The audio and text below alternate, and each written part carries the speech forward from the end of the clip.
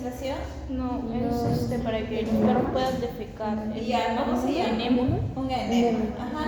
Ya, en este caso estamos viendo cómo se está realizando un enema. Bueno, en este caso un gato y en el de ahí un perrito, ¿no? Probablemente hay cierta compactación, ¿no? De las fecas están muy secas. Y bueno, se les está ayudando realizando el enema. Puede ser con algunos fármacos especiales que me ayuden a fragmentar, a generar mayor cantidad de líquido de esa feca que está seca para que se pueda, por decirlo así, ¿no? Empezar a destruir y pueda salir, ¿ya? O con fluido también se puede hacer eso, ¿no? Le aumentas cantidad de líquido para que ese fluido pueda desfragmentar. Y aquí, ¿qué podemos ver? Vómitos. Vómito, ¿no? Los pacientes vomitando. Y aquí el paciente con una diarrea explosiva, ¿no? Entonces, digamos que las manifestaciones de los problemas digestivos se pueden ver principalmente en esas tres cosas, ¿no? Vómitos, diarrea y compactación de las fecas, ¿no? Que obviamente ya vendría a ser quizás una consecuencia a otra enfermedad previa, ¿no? Siempre más relacionado quizás a los problemas de insuficiencia renal, ya que al haber menor grado de hidratación va a generar por consiguiente que se filtre menos, al final las fecas terminan siendo un poco más secas, ¿no? O también por el consumo escaso de líquidos, ¿no? Quizás por una mala dieta también podría tener relación. Entonces, el resultado del aprendizaje de hoy es que el estudiante, ¿qué pasó? Ya está. Es que el estudiante va a tener la capacidad de poder conocer y comprender la importancia de los efectos diversos de los fármacos a nivel digestivo. Ya, bueno, eso va a ser un poco sí. Creo que se les pasa a ustedes. Sí. Y eso que todavía no he leído los parciales, solamente los estoy paseando en mi cartera. No, todavía no. Bueno, muy bien. ¿Qué es la emesis? Ajá, la emesis es la capacidad de vómito, ¿no? Ahora, ¿todas las especies tienen esta capacidad? No, ¿ya? Entonces, eso tenemos que tener en cuenta también, ¿ya? Pacientes que tienen capacidad de vómito podemos observar, ¿no? Al cerdo, a los reptiles, a los primates, ¿no? A los caninos, ¿ya? En cambio, los pacientes que no tienen esa capacidad, por ejemplo, el vacuno, el equino,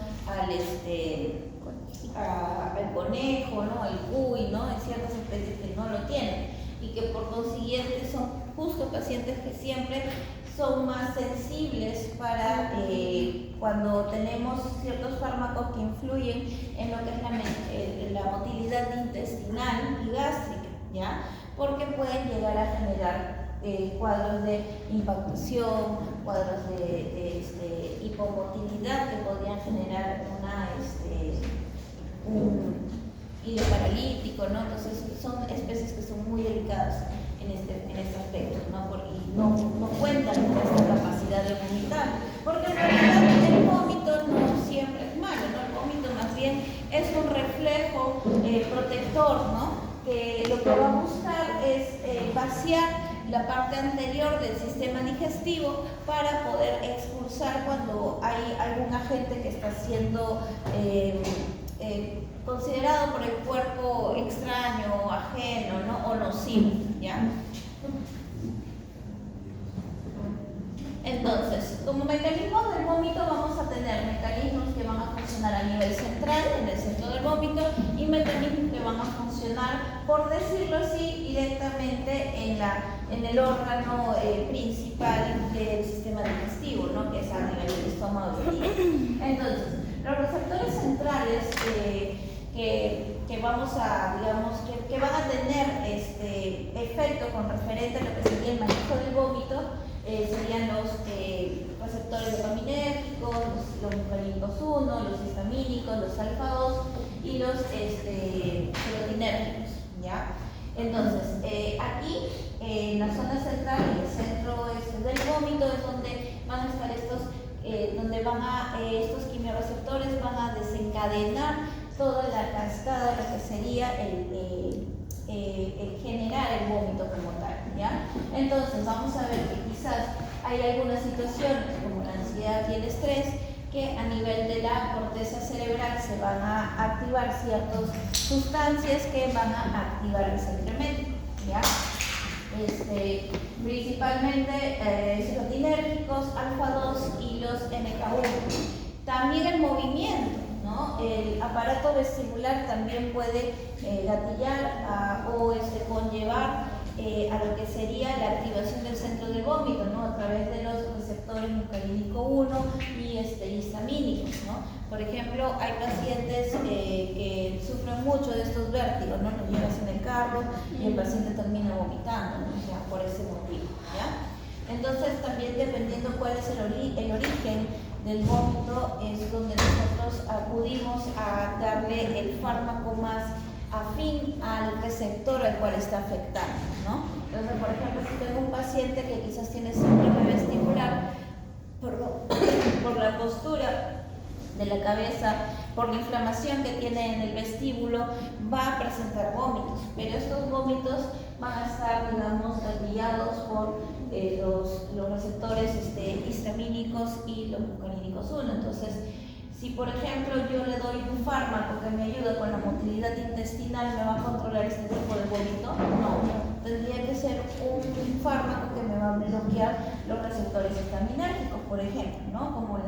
Como el pimetilanato. Entonces, hay que primero evaluar cuál es el origen del vómito para según eso poder hallar cuál es el fármaco más adecuado.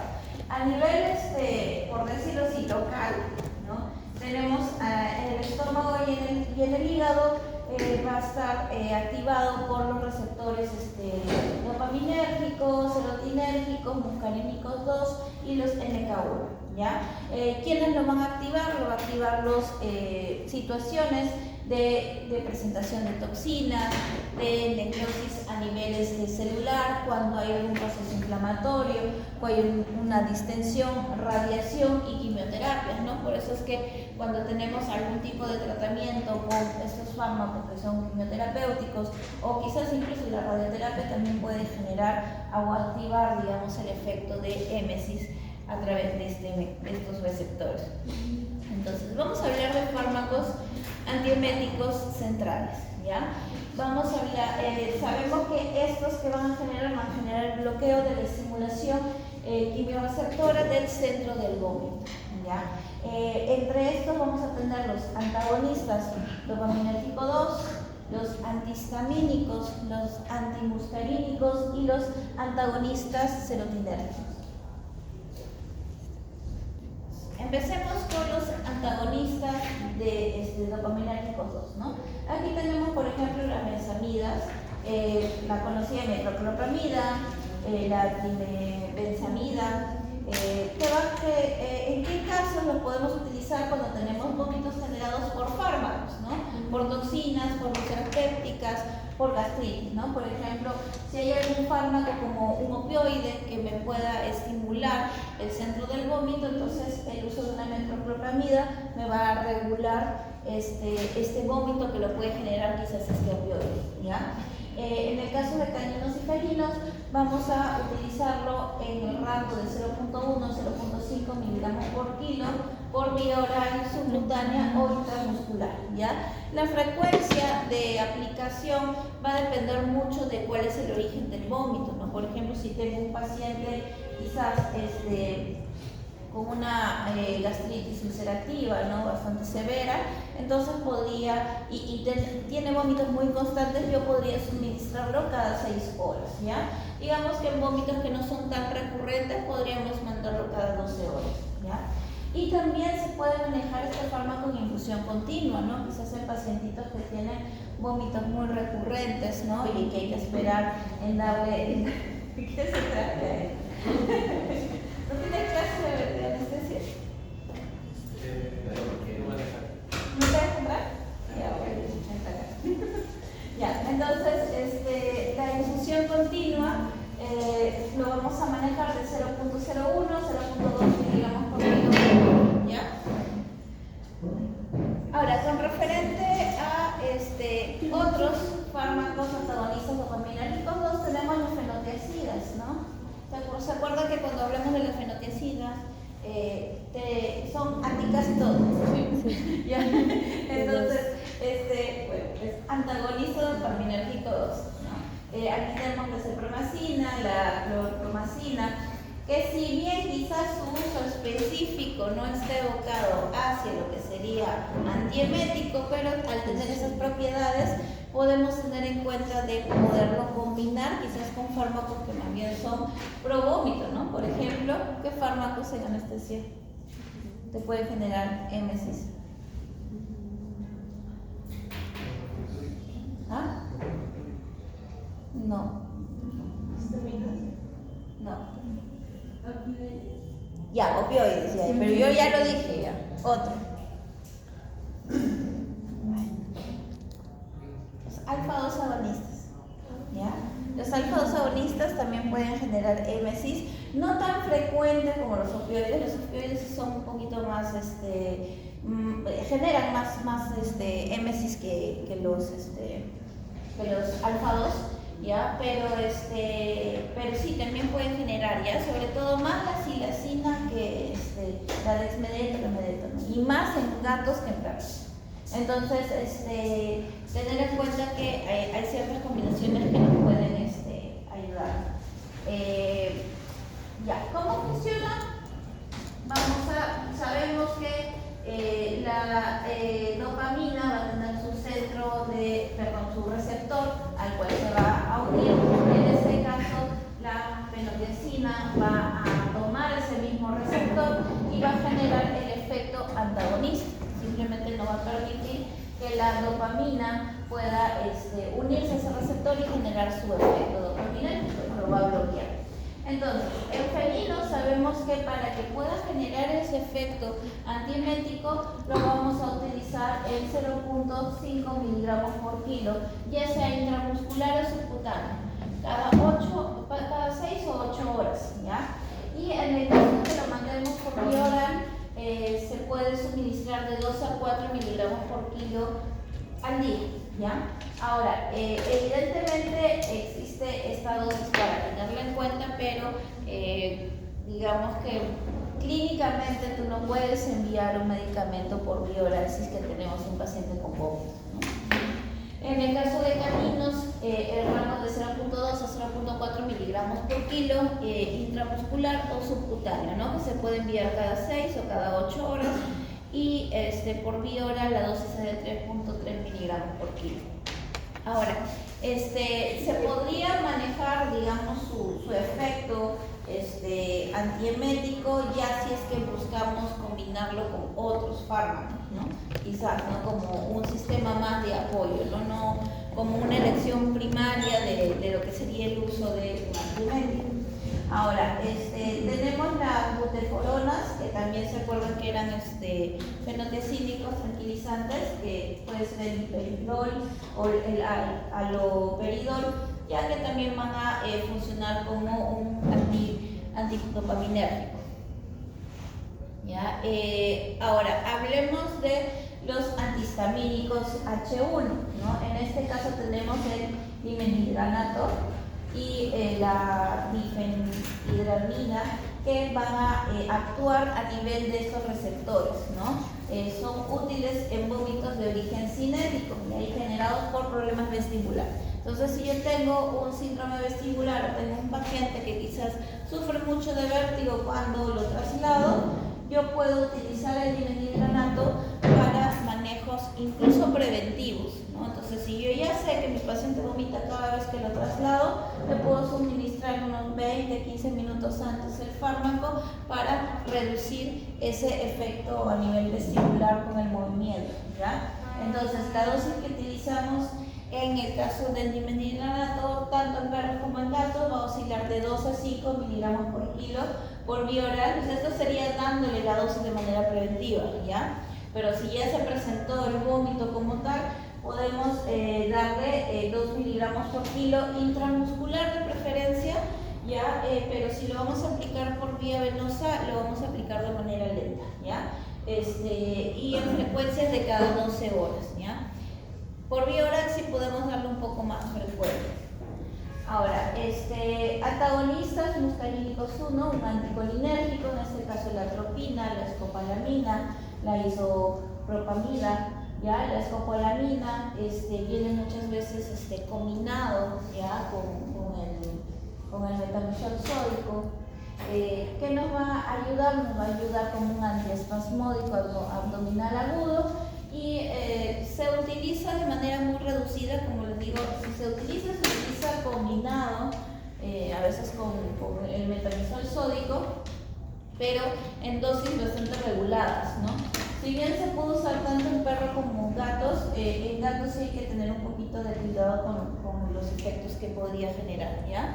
Podría presentarse un poco más los efectos anticolinérgicos más marcados en el caso de felinos que en caninos, ¿ya? Tenemos aquí varios fármacos, ¿no?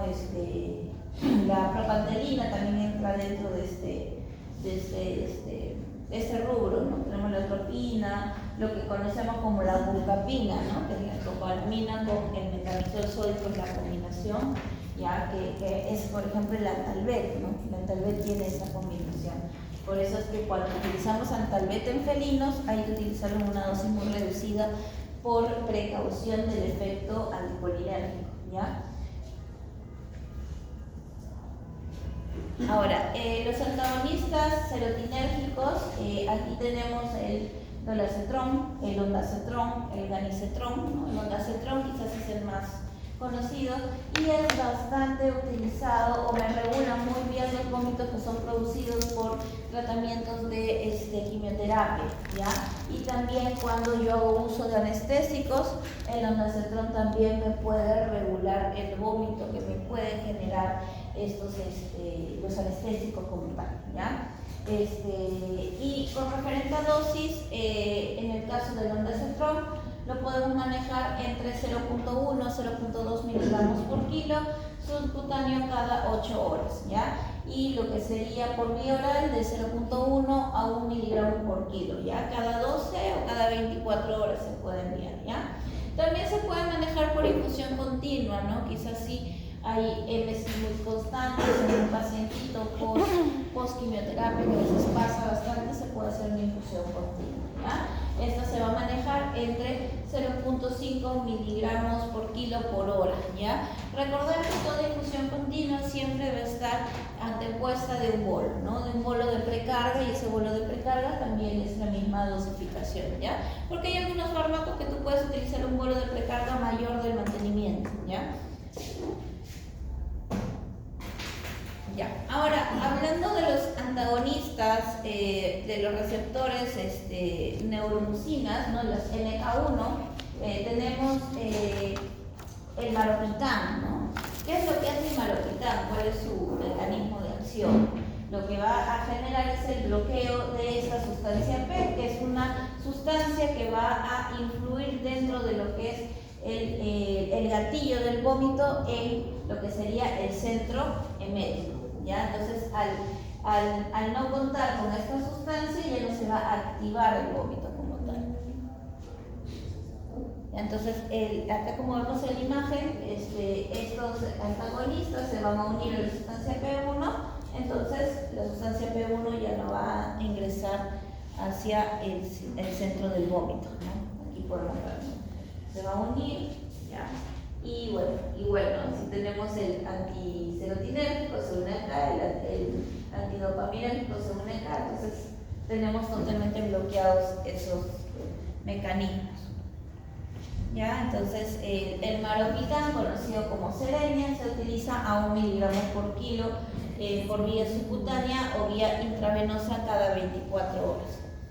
Ahora, el maropitán se sabe que también nos puede funcionar bien en tratamientos de vómitos inducidos por algunos quimioterapéuticos. Por ejemplo, este estudio habla acerca de el cisplatino, ¿no? El cisplatino me va a inducir a la émesis, y el maropitán se ha comprobado que tiene un buen efecto antiemético en estos casos, ¿no? También en el caso del uso de la hidromorfona, ¿no? Que es un opioide, también me puede regular los vómitos generados por anestésicos, ¿no? Por opioides, ¿no? Entonces, digamos que a pesar de que abarca el mecanismo de las neuromucinas, también me puede ayudar con los vómitos generados por otras causas. Ahora, se sabe que el maropitán hay que mantenerlo bajo refrigeración, ¿ya? Una de las causas es porque se sabe por el tipo del compuesto que tiene el maropitán que genera cierto dolor a la aplicación. Miss, pero creo que ahora hay otro de otro laboratorio. Ajá. Que no es Serentis, no sé si ya, conoce. no lo he escuchado. Bueno, cuando estaba en la veterinaria, ajá, ahora en vez de usar Serenia han cambiado al Serentesis, porque el Serenia tiene sus excipientes, un componente, no me equivoco, el metacresol, ahí está, que lo que hace es que te arda, o sea, que le duele al perrito. Claro, y el cambio del Serentis no tiene eso, y hace que la inyección ya sea más suave. Es justo debería preguntarle eso. Claro, es que ese es el motivo, ¿no? Entonces, sus componentes hacen que le duela, pero el hecho de mantenerlo bajo refrigeración, ¿ya? Ese justo es ¿no?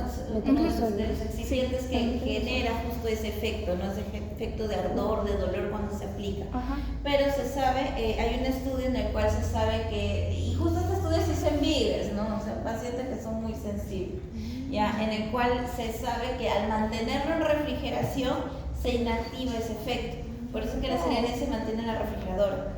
Entonces tú lo colocas y el paciente ya no siente ese efecto de dolor, de ardor cuando lo aplicas. Pero supongo que entonces este fármaco que me dices, este comercial, ya lo puedes estar, claro, ya lo puedes tener por eso en el medio ambiente. Mira, voy a considerarlo para mis siguientes clases. Gracias por el dato. Muy bien. Ahora, como les decía, ¿no? Los fármacos antieméticos nos van a regular los vómitos, quizás que se van a dar de manera muy recurrente, y que el vómito como tal, digamos, dentro de sus consecuencias adversas que me puede generar es quizás laceración a nivel esofágica, ¿no? Porque si lo que va a expulsar también es una mezcla de alimentos, de contenido, junto con jugos gástricos, los jugos gástricos son ácidos, ¿no? Entonces eso puede generar laceración a nivel esofágica, ¿no? Inflamación a nivel esofágica. Entonces efectivamente no sería adecuado quizás que los vómitos sean recurrentes porque me va a llevar a otros problemas, ¿sí? Después también lo que va a generar es que se empiece a lacerar el estómago, igual, ¿no? O sea, vamos a tener varias consecuencias desfavorables, pero sabemos que el origen del vómito es un mecanismo de defensa, o sea, dentro de su buena intención positiva puede conllevar efectos secundarios o efectos adversos que van a generar daño, por eso lo controlamos. Pero hay situaciones en las cuales preferimos que sí se dé, ¿ya? Como por ejemplo cuando se ingiere quizás algún tóxico o alguna sustancia que pueda ser nociva, antes que empiece a generar el efecto nocivo, a veces es mejor inducir al vómito, ¿no? Entonces, estos mecanismos en los cuales buscamos la émesis más bien, debería darse antes de los 20 minutos, ¿no? Porque ya dentro de los 20 minutos ya el fármaco químico, lo que puede ser que pueda ser tóxico, ya se absorbió. Ya llegó al estómago y es un poco más difícil poder hacer algún tipo de lavado gástrico, ¿no? Entonces, uno de los fármacos que se podrían usar para inducir la émesis puede ser el peróxido de hidrógeno, ¿ya? Esto al 3%, ¿ya? Entonces, ¿qué es lo que me va a generar? Me va a generar la estimulación de la faringe a nivel del noveno par craneal, ¿ya? Que viene directamente del centro del vómito. Entonces, lo va a estimular y esto va a generar la émesis, ¿ya? Y podemos observar que con referente a la dosis se puede suministrar de 5 a 10 mililitros por vía oral. Ahora, tener en cuenta que el uso del agua oxigenada, el peróxido de hidrógeno, es preferible no utilizarlo en gatos, ¿ya?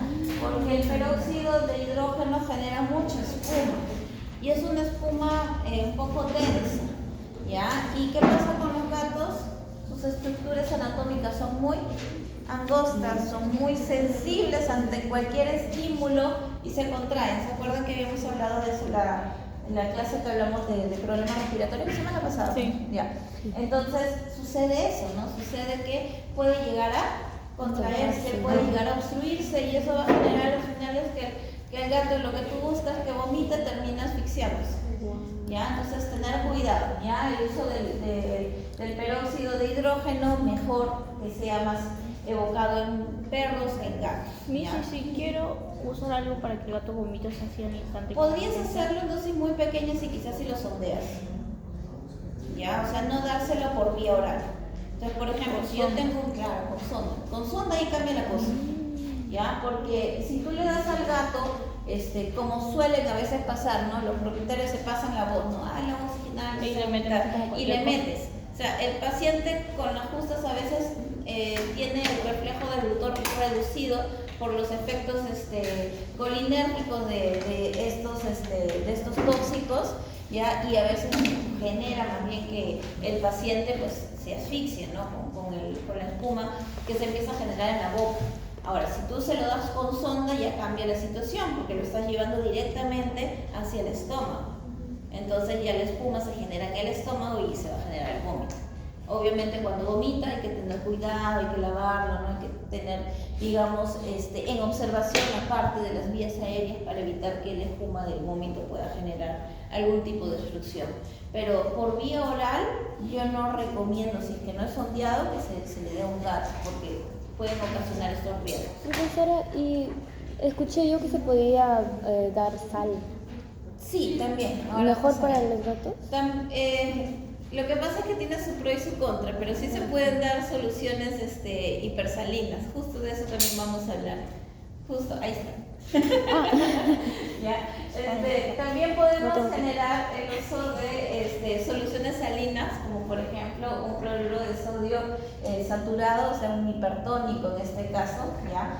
Pero la desventaja de ello es que me puede generar un efecto irritante, ¿ya? Entonces la sal, por ejemplo, como dice su compañera, efectivamente me puede generar este efecto del vómito también, ¿no? Y tener en cuenta que podría generarme un efecto irritante a nivel gástrico, ¿no? Por ejemplo, vemos que el vómito se está dando con bastante secreción mucosa, ¿no? Entonces, tener en cuenta que ahí quizás vamos a afectar bastante al estómago, ¿no? Entonces, si es muy necesario, se utilizó, quizás tener en cuenta el uso de ciertos protectores gástricos que me van a ayudar para proteger la mucosa gástrica. Ahora, la ipecacuana, ¿ya? Es una planta, ¿ya? Que de ahí se extrae una sustancia que es el jarabe de ipecacuana, ¿ya? Entonces, este fármaco también va a generar un efecto vomitivo, ¿ya? En el caso de este fármaco, vamos a utilizarlo en caninos de 1 a 2.5 mililitros por kilo, ¿ya? Entonces hay que tener en cuenta bien esto, ¿ya? Cuándo te dan por mililitros y cuándo te dan por miligramos, ¿ya? Como digamos es una extracción propia de un fármaco, de una planta, entonces en este caso la dosificación la están dando por mililitros por kilo. ¿Ya? Tener en cuenta que hay un riesgo de toxicidad con gatos, ¿ya? Siempre van a haber peculiaridades con gatos, ¿ya? Como siempre lo digo, el gato no es un perro chiquito, ¿ya? Muchas veces hay colegas que confunden o que quizás no se entrenan mucho en el tema de medicina felina, ¿ya? Pero medicina felina es otro mundo, ¿ya? El gato y el perro no son iguales, pueden compartir muchas veces el mismo rango de dosis, ¿ya? Pero tengamos en cuenta que no siempre es lo mismo, ¿ya? Entonces hay riesgo de toxicidad, ¿ya? Se puede utilizar por vía oral de 1 a 3.3 mililitros por kilo, ¿ya? Entonces tengamos en cuenta que hay ciertos fármacos que tenemos que evaluar en orden de prioridad cuál darle a un gato y cuál no, ¿ya?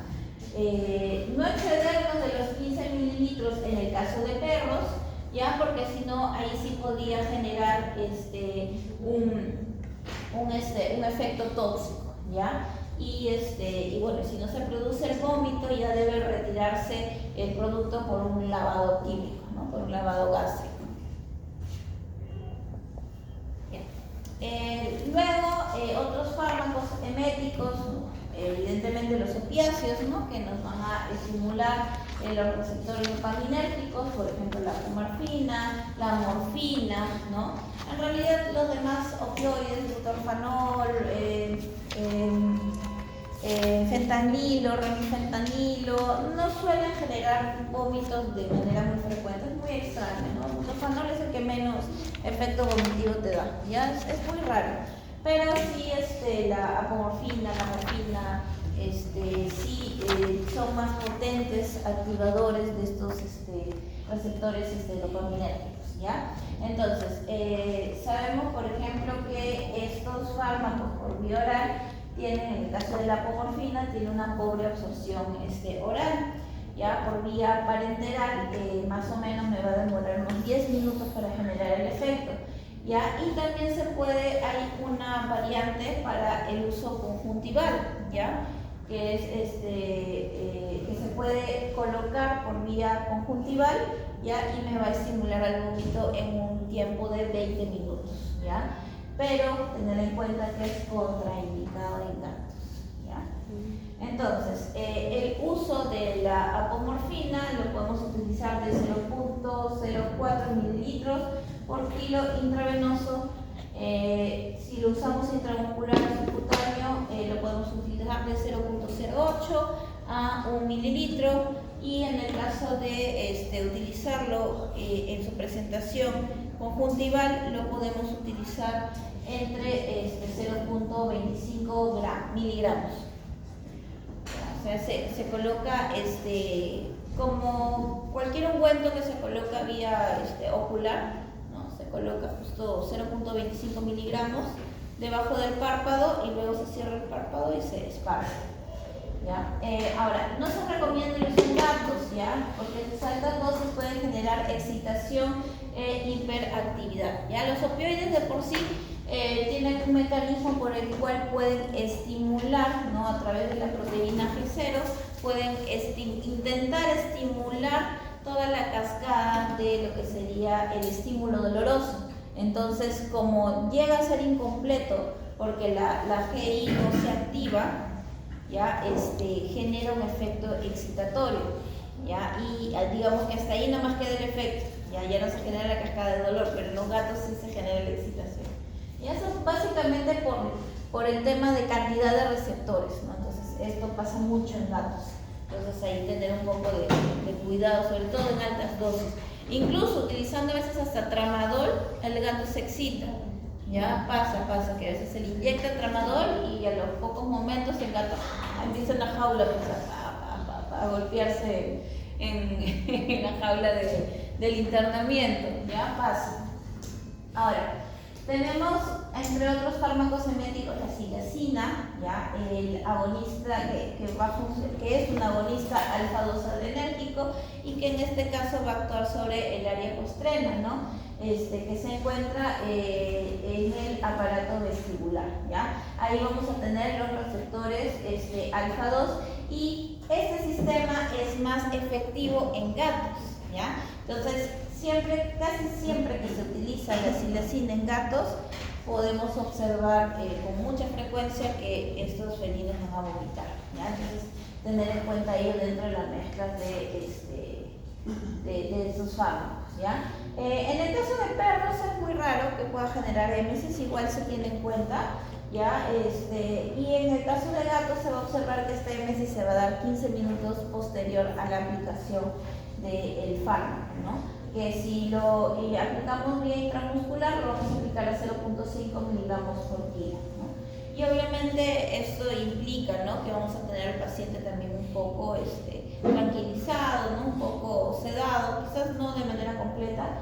Y otro riesgo, no, más que riesgo, otra situación en la cual tenemos que tener bastante observación es que la silacina que me genera a nivel cardíaco, ya, me genera vasoconstricción, luego una vasodilatación, pero ¿qué es lo que genera otra situación quizás que le puedo observar cuando lo oculto? Bradicardia. Bradicardia, ¿ya? Y una bradicardia marcada, ¿ya? Entonces no se asusten si quizás se le pone silacina y la frecuencia cardíaca del gato baja en 50, 60 latidos por minuto, ¿no? O sea, pasa bastante, que baja bastante la frecuencia cardíaca. O quizás el gato está en 190 latidos por minuto, le pones silacina y baja plum a 100, ¿no? A 80, ¿no? Entonces pasa bastante, ya que te da bajones bien fuertes. Ya, ropinirol, ya, es un agonista dopaminérgico, dopaminérgico 2, y también es un ungüento conjuntival, ya, que es un antiemético, ya. Entonces se va a aplicar de 2 a 15 microgramos por kilo vía conjuntival y también alrededor de los 15 minutos y empieza a generar el efecto del vómito.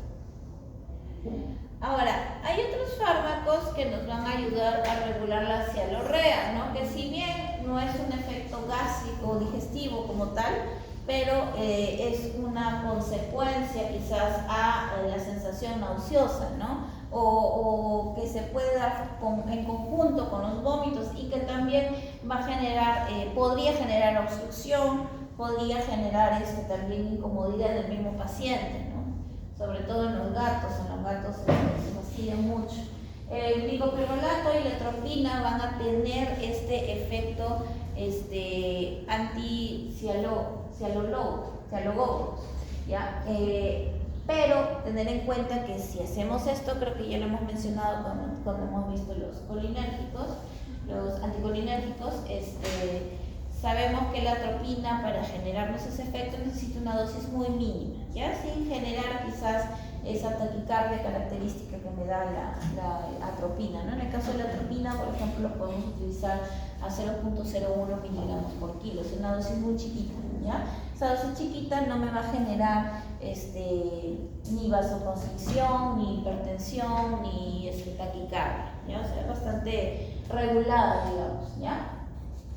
Pero sí me va a ayudar con la reducción de esta cialorrea. Ahora, vamos a hablar de los fármacos gástricos, ¿ya? De aquellos que se encuentran a nivel del estómago. ¿Ya? Entonces, tenemos, principalmente vamos a observar quizás como una de las dolencias, ¿no? más críticas del estómago, la formación de una úlcera gástrica, ¿ya? La úlcera gástrica puede formarse por diferentes factores, por ejemplo, el estrés, una mala dieta, ¿ya? Enfermedades metabólicas, hiperacidez gástrica, secuela de terapias de fármacos, ¿no? Que me pueden generar un cambio del pH a nivel gástrico, ¿no? Y eso también puede generar una erosión, ¿no? Una laceración a nivel gástrica, ¿no? Y bueno, y esto por consecuencia va a generar un desbalance del ácido clorhídrico y de la secreción mucoide, ¿no? Mucoide que es la que va a proteger al estómago, ¿ya? Entonces aquí podemos observar justo esta situación, ¿no? Tenemos en este caso a nivel del parasimpático que la acetilcolina, que a nivel del estómago vamos a tener tanto receptores muscarínicos 3, histamínicos 2 y un receptor donde se va a adherir la gastrina, ¿ya? Entonces estos 3 receptores van a, digamos, a estimular quizás la producción mucoide o también van a estimular que haya una producción adecuada de hidrógeno y de cloruro, ¿no? Para poder generar bien un pH adecuado dentro del medio del estómago, para evitar también que este desequilibrio en el pH pueda generar quizás más acidez y por consiguiente generar una laceración de la mucosa, ¿no? ¿Ya? Entonces vamos a observar que una de las situaciones en las cuales vamos a mantener este equilibrio, ya es la bomba de hidrógeno, ¿no? La que va a mantener ese equilibrio, ¿no? Esta bomba de hidrógeno me va a ayudar con lo que sería la salida de hidrógeno, ¿ya? Y por consiguiente va a también salir cloro, ¿ya? Entonces ahí es donde se va a generar el ácido clorhídrico, que digamos es la sustancia que nos va a permitir que se genere la digestión adecuada de los alimentos, ¿ya? Y el moco que va a estar revistiendo al estómago es el que lo va a proteger de cualquier laceración. Entonces, cuando haya una situación, como las mencionadas anteriormente, que puedan interferir ya sea en el cambio de pH de esta secreción o en la reducción de esa capa mucoide que me protege el estómago, donde ya las capas del estómago se van a ver afectadas, ¿no? Y a medida que estas capas van afectándose hacia adentro, la úlcera se va generando, ¿no? La úlcera ya es cuando vemos una laceración dentro de las capas internas del estómago, ¿no? Que pueden ser tanto úlceras simples como úlceras quizás más prominentes, donde ya pueda tener incluso hasta sangrado, pueda tener algunos otros signos, ¿no? Ya sean vómitos o quizás a la hora que presenta el paciente alguna melena, ¿no? Entonces ya tenemos ciertas características que nos van a indicar que hay una presencia de una úlcera. Ahora, ¿cómo regular situaciones que me van a generar una úlcera, ¿no? Por ejemplo, si tenemos una hiperacidez, ¿no? de las secreciones gástricas, podemos utilizar un antiácido, ¿no? Estos antiácidos son sales de cationes monovalentes, sodio, bivalentes que pueden contener magnesio o calcio, o trivalentes que pueden tener incluso este aluminio, ¿ya? Y tienen como función neutralizar el ácido que pueda estar, digamos, acrecentado en las secreciones gástricas, ¿ya? Entonces, por ejemplo, ¿no? Va a entrar bicarbonato de sodio, ingresa al estómago y bueno, va a neutralizar los hidrógenos que tenemos en los ácidos que van a estar resentidos, y luego se va a eliminar el sodio, ¿no? Y una vez que se une con el carbonato, se puede reabsorber por el páncreas, ¿ya? Entonces, de esta manera neutralizan de manera rápida lo que sería una acidez aumentada en el estómago, ¿ya?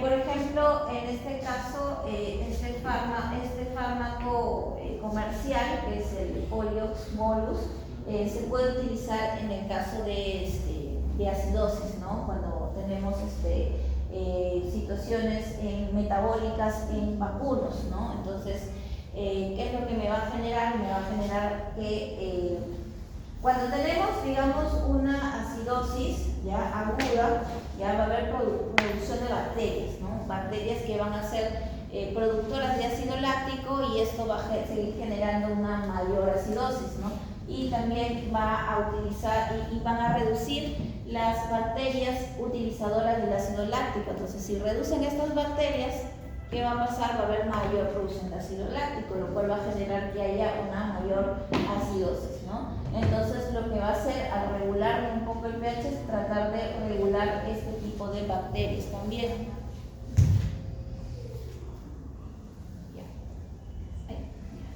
Entonces, un poco el mecanismo que observamos aquí es ¿no? Vamos a ver que los receptores de la gastrina ya van a aumentar la producción de calcio, ¿ya? Y este calcio va a bloquearme el Syncore de la TPasa, que va a hacer el intercambio de potasio y hidrógeno, ¿no?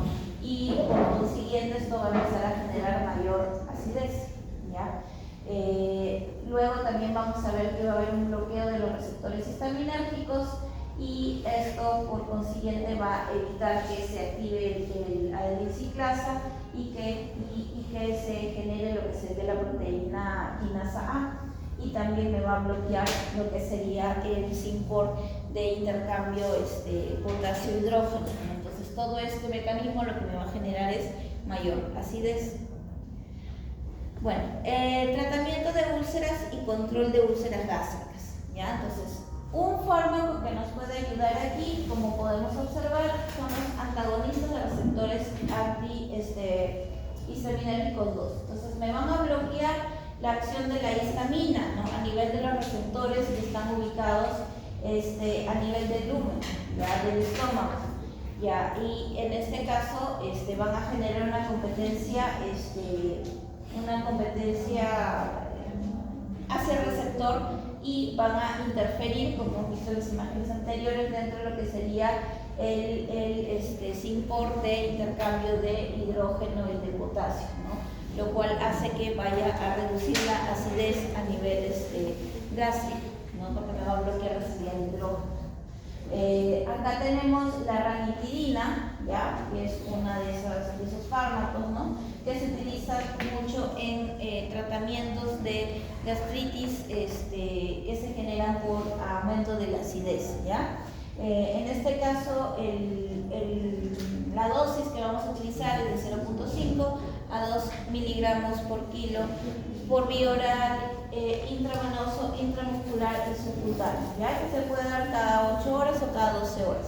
Ahora, lo que es la aplicación intravenosa, tener un poco de cuidado, se hace de manera lenta, ¿ya? Porque la aplicación intravenosa podría llegar a estimular incluso la émesis cuando se aplica de manera rápida, ¿ya? Entonces, tener cuidado con ello. También tenemos los inhibidores de la bomba de protones, ¿no? En este caso tenemos el omeprazol, ¿ya? El omeprazol que entra como un profármaco, ¿no? Y que a nivel duodenal es donde se va a activar y se va a reabsorber para generar el efecto, ¿no? El efecto de regulación de la bomba de protones, ¿ya? Entonces vamos a observar que creo que hay otra imagen que tengo, vamos a explicar esto mejor. Ya, entonces sabemos que la activación requiere un ambiente ácido, ¿ya? Entonces, una vez que el omeprazol, o también tenemos que es el lansoprazol, ingresan, ¿ya? Se va a activar, por decirlo así, en el estómago por el pH ácido, ¿ya? Entonces, la posabsorción, una vez que ya llega al intestino, ahí es donde va a acumular los canículos de las células parietales y esta forma activa del omeprazol, que se convierte en sulfenamida, ¿ya? Que viene a ser un grupo sulfhídrico de la bomba de protones, va a inactivar de manera irreversible esta bomba de protones. Entonces, hay otros bloqueantes de protones. También vemos que pueden existir en presentaciones orales tipo gel, ¿no? Que están orientadas para caballos, ¿no? Entonces, la aplicación oral antes de ingerir algún alimento se recomienda que sea de 1 o 2 horas antes, ¿ya? En ayunas, ¿ya? Solo el 10% de la bomba de protones está en funcionamiento, ¿ya? La concentración sérica va a coincidir con la actividad máxima de las bombas. ¿Ya? Entonces, aquí, por ejemplo, podemos ver diferentes grados, por decirlo así, de lo que sería las úlceras, ¿no? Aquí podemos ver una erosión, que es cuando son fotos en una endoscopía. ¿Ya? Una erosión es cuando tenemos una laceración leve, ¿ya? A nivel gástrico. ¿Ya? Ya cuando tenemos una severa erosión, ya podemos ver incluso ciertas placas que van a estar a nivel estomacal. Y ya cuando vemos una úlcera sangrante, ya vamos a ver este tipo de erosión como que profunda e incluso con ciertos rasgos de sangre, ¿ya? Entonces, bueno, aquí podemos ver cómo ingresa el omeprazol como un profármaco y luego a nivel intestinal se va a reabsorber una vez que se ha activado en el pH ácido que está a nivel del estómago. Luego tenemos como protectores de la mucosa gástrica el sucralfato, ¿no? El sucralfato, que es una sacarosa con un sulfato de aluminio, ¿ya? Y esto va a generar la cobertura, ¿no? de la mucosa gástrica, incluso hasta la primera parte del duodeno, ¿ya? lo cual va a generarme protección ante un ambiente de acidez, ¿ya? Por eso es que el sucralfato se puede combinar muy bien con un omeprazol, ¿no? Porque tú regulas la acidez a través del omeprazol y con un sucralfato podemos proteger las vías gástricas. Nos vamos a generarle esa capa protectora. Ahora, otro fármaco que también me va a generar el mismo efecto son las sales de bismuto, ¿ya? El bismuto más un pH ácido va a generar quelantes, ¿ya? Aminoácidos y proteínas, ¿no? Esto va a generar, se va a adherir, digamos, a la base de la úlcera y la va a cubrir, la va a proteger, ¿no? Entonces acá es donde se da un efecto citoprotector, como un quelante, ¿no? Como que me adhiero a la úlcera y me quedo ahí, ¿ya? Y lo protejo. Ahora, la dosis que se da para perros es de 0.25 a 2 mililitros por kilo por vía oral cada 4 o cada 6 horas, ¿no? Depende mucho del grado, ¿no? Del grado de úlcera que pueda tener, ¿no? Ya, pero el bismuto no es un mineral así que se tiene. No, o sea, ¿el fármaco como tal te refieres o su principio? O sea, yo conozco el bismuto, pero por ser un mineral eso. Claro, pero se supone que... ¿Ellos lo trituran? ¿De ahí lo derivan? Claro, de ahí lo derivan. Porque son sales, pues, claro, porque son sales, pues es una sal de bismuto, o sea, del mineral mismo sacan la sal. Sacan la sal y ese es el origen, digamos, del bismutol como tal, ¿no? Del bismutor, claro, comercial. Ajá, que es un nombre comercial, pues, ¿no? Pero es una sal, pues, ¿no? Ajá. Ya. Entonces, esta sal de bismuto, que es el subsilizato, ya va a reducir la producción de las prostaglandinas, ¿no? Que es un efecto local que se va a dar ahí, y de esa manera también se va a dar un efecto antiinflamatorio. Entonces va a dar un efecto citoprotector y un efecto antiinflamatorio, ¿ya? En el caso de felinos lo podemos utilizar, como vemos, en una dosis un poco menor, ¿no? De 0.25 mililitros por kilo por vía oral.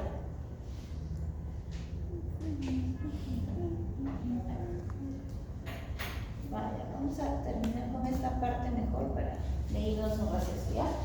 Ya, otros tratamientos de las úlceras, ya tenemos por ejemplo el misoprostol, ya, que es un análogo de las prostaglandinas 1, me va a ayudar como prevención en tratamiento de úlceras asociadas a reducción de los COX, ya, del COX-1 principalmente, que es el que me va a reducir, digamos, estas prostaglandinas.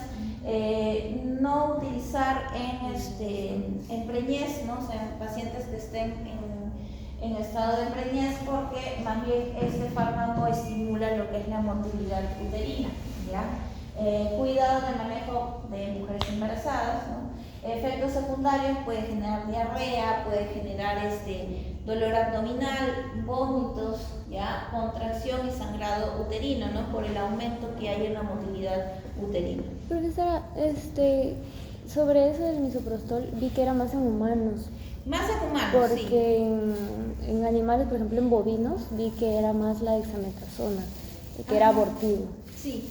O sea, en veterinaria no se observa, no hay un estudio que me diga cuál es el porcentaje, ¿no? Pero sí, al tener el efecto del aumento de la contracción, es preferible no utilizarlo en pacientes gestantes. Ese medicamento es ¿cómo se llama?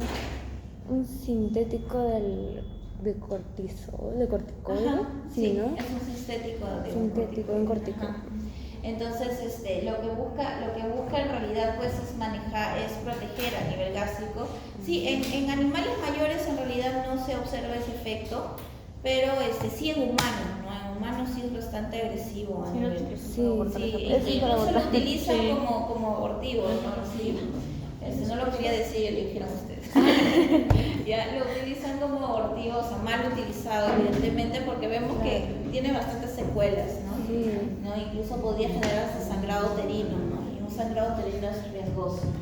Claro que no está muy evidenciado en veterinaria qué tanto puede generarse. Justo me había salido un post de eso, de la diferencia entre la dexametasona y el misoprostol en caso de animales mayores. Ajá. Y era un montón. Sí, es bastante diferente. Al ser un sintético cambia mucho, porque tú al sintético tú lo modulas para los efectos que tú quieres. O sea, lo vuelves como que más específico. Ya, entonces bueno, aquí podemos ver ya, justo la forma, ¿no?